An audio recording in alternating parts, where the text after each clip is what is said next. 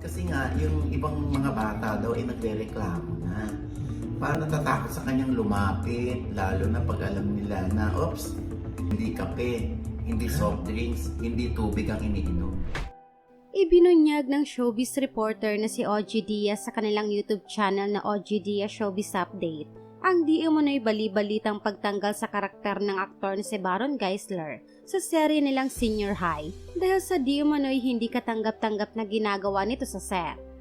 Matatanda na isa sa main cast ang karakter ni Baron sa nasabing proyekto kung saan ginagampanan niya ang pagiging ama ng bidang si Andrea Brillantes at isa rin siya sa mayayaman at may kapangyarihan na nangunguna sa kwento.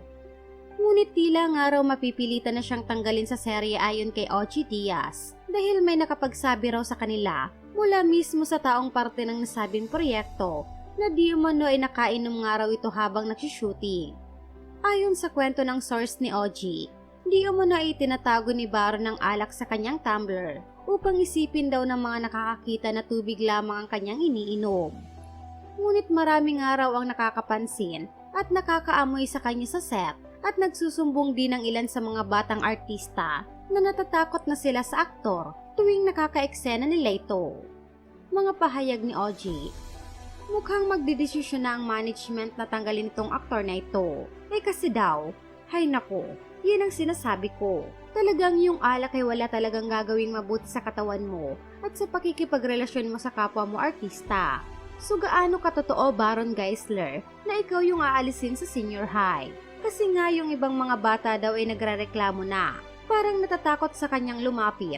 Lalo na pag alam nila na, oops, hindi kape, hindi soft drinks, at hindi tubig ang iniinom. Kundi ang nakalagay sa kanyang tumbler ay yun nga.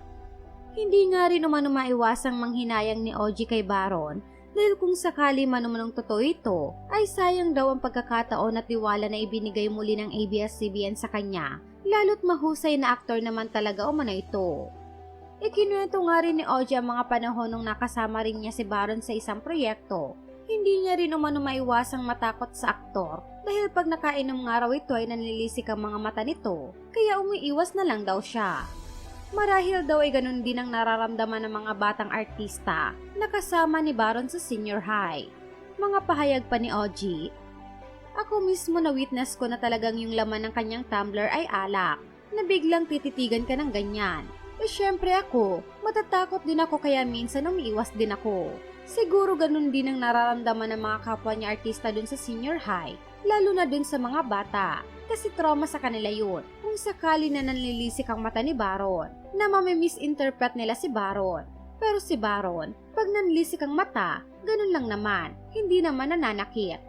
Ibinahagi rin ni OG na napapansin niya rin umano na nanginginig ang katawan ni Baron sa tuwing hindi ito nakakainom. Siguro rin umano ay mas nagagampanan nito ang kanyang karakter kapag nakakainom. Gayunpaman, ani OG, sana raw itinuloy-tuloy na ni Baron ang pag-iwas sa alak, lalo't may pamilya na ito, at ibinalik na rin umano sa kanyang tiwala ng ABS-CBN.